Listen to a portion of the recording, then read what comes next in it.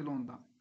Soit x c'est une variable aléatoire réelle de densité f de x définie par, voilà, pour x négatif c'est 0, et si x positif on a cette quantité, ou le gamma a c'est l'intégrale de 0 à plus l'infini de x puissance a moins 1 exponentielle moins x dx.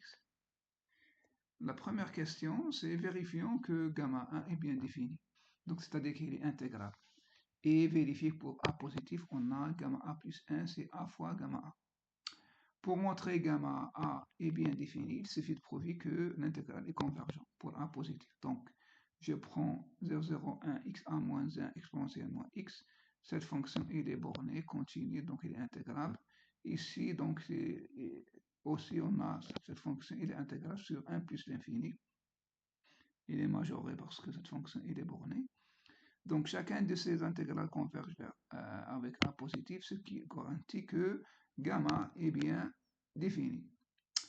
Donc, pour montrer que gamma égale à gamma a plus 1 égale à a plus gamma a, il suffit de faire une intégration par partie et on trouve le résultat après calcul. Voilà. Préciser la loi de x pour a égale à 1.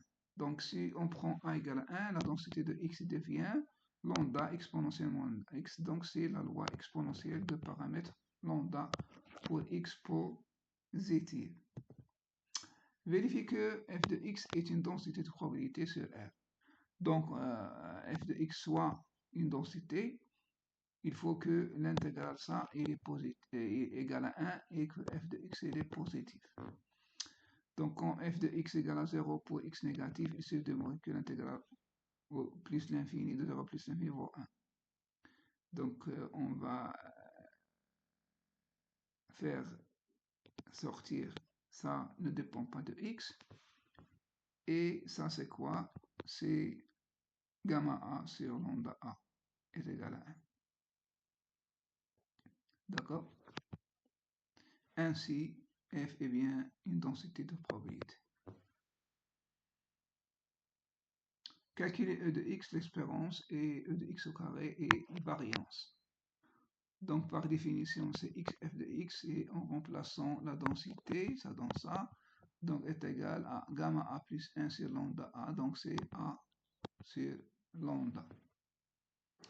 De même pour e de x carré, il suffit de remplacer la densité, et vous trouvez ici, c'est gamma a plus 2 sur lambda carré, donc c'est égal à a plus 1 sur lambda carré. D'accord? La variance, c'est la différence. Il suffit de remplacer. Donc, c'est a plus 1 sur lambda carré. Cette expression, c'est là. Moins ça, donc c'est a carré sur lambda carré. Lorsque a égale à n, un entier naturel, la loi gamma s'appelle encore loi Ergon. Erlon. Dans ce cas, on accepte que x s'écrit comme somme de n variables aléatoires indépendantes suivant une même loi exponentielle de paramètre lambda. On retrouve e de x et variance de x.